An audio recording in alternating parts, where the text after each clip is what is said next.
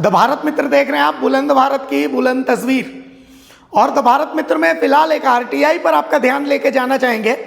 ये आरटीआई सिराज दत्ता नामक एक शख्स ने गृह मंत्रालय के खिलाफ लगाई थी। मतलब गृह मंत्रालय से कुछ सवाल पूछे थे राइट टू इंफॉर्मेशन के तहत, सूचना के अधिकार के तहत, जिसमें सवाल ये था, मैं आपको सवाल बता देता हूं। सवाल था कि please provide the latest available data on the total state-wise numbers of Bangladeshi citizens illegally residing in India. 2. Please provide the latest available data on the state-wise number of cases of land jihad by illegal Bangladeshi citizens reported to the Ministry of Home Affairs. 3. Please provide the latest available data on the state-wise number of cases of love jihad by illegal Bangladeshi citizens reported to the Ministry of Home Affairs. और चौथा, please provide the details of administrative action the Ministry of Home Affairs took in the case as per points 1, 2 and 3. मैं हिंदी में भी इसको बता देता हूं आपको। चूंकि झारखंड विधानसभा चुनाव में आपने देखा था कि बीजेपी के लिए सबसे बड़ा मुद्दा बांग्लादेशी घुसपैठ का था। बीजेपी इस बांग्लादेशी घुसपैठ के लिए राज्य सरकार को जिम्मेवार ठहरा रही थी। अब चूंकि केंद्र में बीजेपी की सरकार है तो केंद्रीय गृह मंत्रालय से 4 सवाल पूछे गए हैं सिराज दत्ता जी के द्वारा। पहला सवाल कि जानकारी मुहैया कराएं कि राज्यवार कितने बांग्लादेशी घुसपैठिए अलग अलग राज्यों में रह रहे हैं। आपके पास कोई आंकड़ा है? दूसरा कि आप आंकड़ा दीजिए कि राज्यवार बांग्लादेशी घुसपैठियों के द्वारा लैंड जिहाद, जो शब्द आप लोगों ने इजाद किया है, तो लैंड जिहाद के कितने केसेस आपके पास हैं बांग्लादेशी घुसपैठियों के द्वारा। तीसरा, आंकड़ा बताएं कि लव जिहाद के कितने केसेस आप लोगों के पास हैं जो बांग्लादेशी घुसपैठियों द्वारा किया गया। और चौथा कि ऊपर के तीनों मामले को लेकर के आपके द्वारा क्या प्रशासनिक कार्रवाई की गई है, लीगल एक्शन लिया गया, इसका भी आंकड़ा बताएं। और इसका बड़ा इंटरेस्टिंग जवाब जो है वो आया है गृह मंत्रालय की तरफ से, वो भी बता देता हूं। Illegal immigrants enter into India through porous borders and surreptitiously, पता नहीं क्या है, all matters related to entry, stay and exit of foreign nationals including illegal Bangladeshi citizens, illegal immigrants in the country are dealt under the provision of 1. The Passport Entry into India Act 1920, the Foreigners Act 1946, the Registration of Foreigners Act 1939, the Citizenship Act 1955. Data of such illegal Bangladeshi citizens, including their activities during staying in the country, is not centrally available.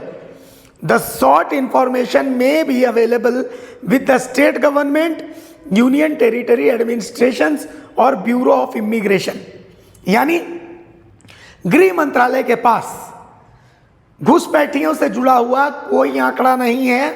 ये आंकड़ा केंद्र की immigration agency के पास होता है या फिर राज्य सरकार या केंद्र शासित प्रदेशों के पास होता है।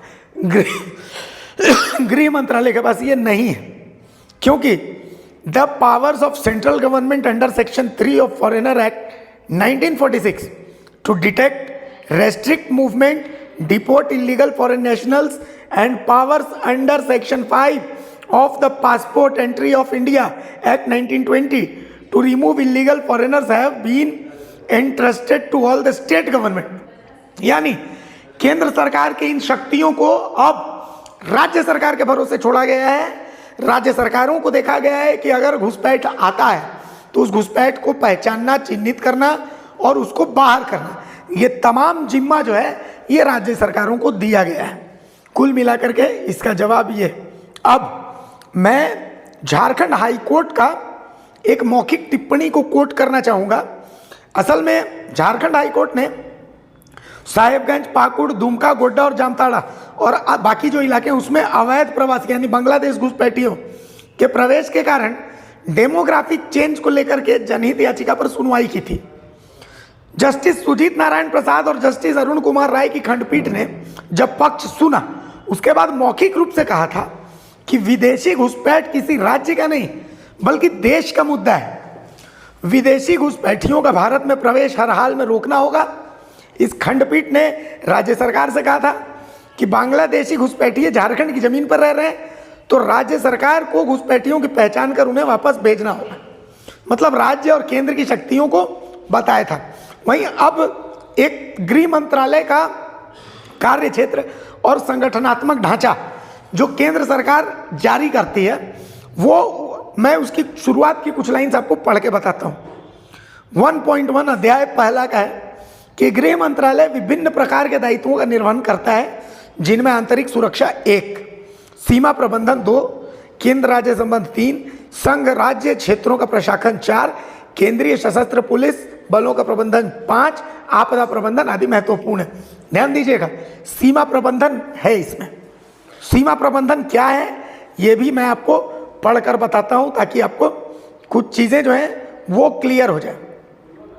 इसमें 2 चीजें हैं, एक आंतरिक सुरक्षा है, आंतरिक सुरक्षा को भी समझिए।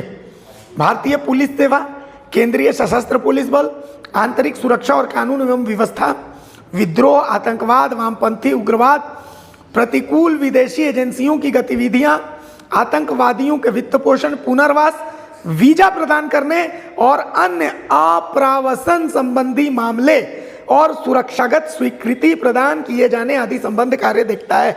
आंतरिक सुरक्षा का यह मामला बनता है। अब सीमा प्रबंधन भी समझ लीजिए। तटवर्ती सीमाओं सहित अंतर्राष्ट्रीय सीमाओं के प्रबंधन, सीमा चौकसी को सुदृढ़ करने, मतलब कोई एक सीमा से दूसरी सीमा में घुसता है तो ये केंद्र का मामला, गृह मंत्रालय का मामला होगा। संबंधित आधारभूत ढांचे का सृजन करने, सीमावर्ती क्षेत्रों के विकास आदि का कार्य भी देखता है, तो ये गृह मंत्रालय का। तो भाई अब जो मेरे दिमाग में ये सवाल आ रहा है कि ऐसा कैसे हो सकता है कि गृह मंत्रालय के पास घुसपैठ का कोई आंकड़ा नहीं है। आंकड़ा नहीं है तो इसका मतलब क्या गृह मंत्रालय ये मानता है कि घुसपैठ नहीं है, या फिर गृह मंत्रालय ये मानता है कि वो राज्यों के भरोसे रह करके गृह मंत्रालय ने अपनी शक्तियां जो हैं उन शक्तियों को पीछे कर दिया, अपनी शक्तियों को भूल गई। चूंकि इस आरटीआई का जवाब जो गृह मंत्रालय ने दिया है, उस गृह मंत्रालय के उस जवाब में यह साफ साफ बात है कि भाई घुसपैठ का जो मुद्दा है यह मुद्दा राज्यों के निहित मुद्दा है, या फिर यह मुद्दा इससे जुड़ा जो आंकड़ा है वो आंकड़ा केंद्र की इमिग्रेशन एजेंसीज के पास होगा, केंद्र की ब्यूरो इमिग्रेशन के पास होगा। तो अब देखना है कि इस मामले को लेकर के अब गृह मंत्रालय की तरफ से क्या कहा जाता है। इसलिए क्योंकि जिस तरह आप सुबह उठ करके 108 बार राम राम का नाम लेते हैं, ठीक उसी तरीके से पूरे चुनाव में घुसपैठ, बांग्लादेशी घुसपैठ, बांग्लादेशी घुसपैठ, बांग्लादेशी घुसपैठ, लैंड जिहाद, लव जिहाद, लव जिहाद, लैंड जिहाद को घिसा गया है पूरे चुनाव में।